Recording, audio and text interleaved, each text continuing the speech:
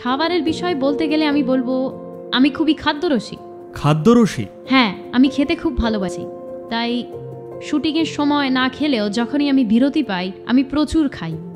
কিন্তু আমি একজন পশুপ্রেমীও বটে। ও, সেই জন্যই ওদেরকে খেয়ে নেন?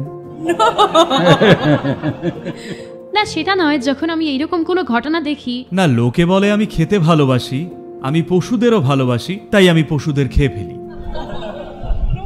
না, আমি চেষ্টা করেছি বহুবার যে আমি আমিষ খাবার ছেড়ে দেব, কিন্তু আমি সেটাও চেষ্টা করেছি। আমি আমিষ খাবার থেকে দূরে ছিলাম 1 সপ্তাহ বা 10 দিন মতো। কিন্তু যখনই আমি কাউকে আমিষ খেতে দেখি আমি ভাবি ঠিক আছে পরের মাস থেকে। আমি জানি না আমি এটা থেকে কিভাবে বেরোতে পারবো।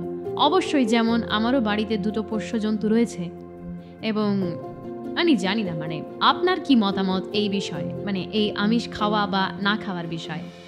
পোষ্য জন্তুগুলোকে কবে খাবেন ভাবছেন?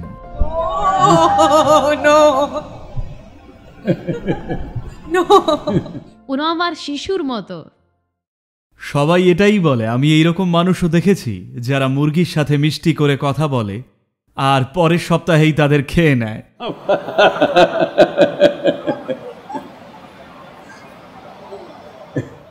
আপনি কি ভেজিটেরিয়ান নাকি নন ভেজিটেরিয়ান? আমি হিউম্যানিটেরিয়ান। হিউম্যানিটেরিয়ান?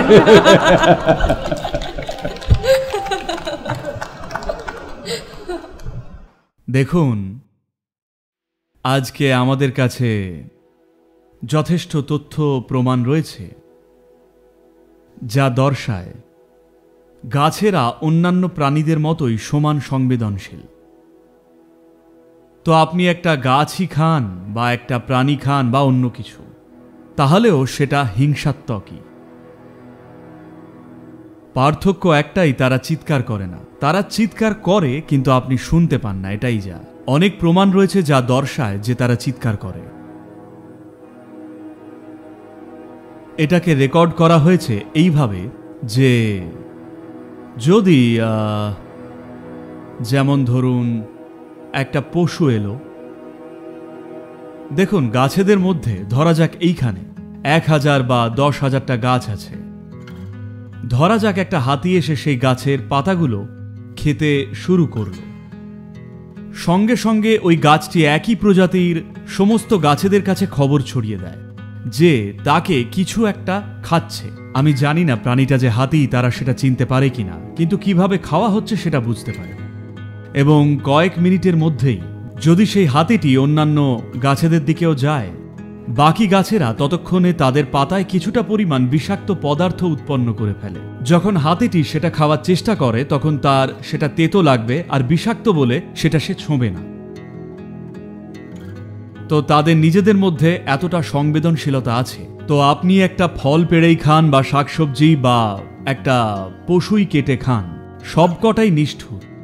শুধু এই যে আমরা যেন একটু সমবেদনার সাথে খাই, যেন যেটুকু দরকার সেটুকুই করি।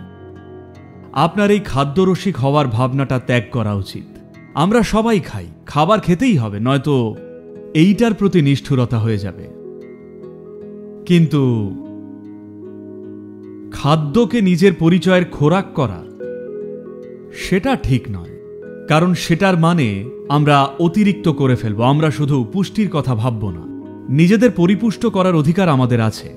একটা জীবন হিসেবে আমাদের নিজেদের পরিপুষ্ট করার অধিকার আছে, কারণ এইভাবেই খাদ্যচক্রটা চলে এই পৃথিবীতে।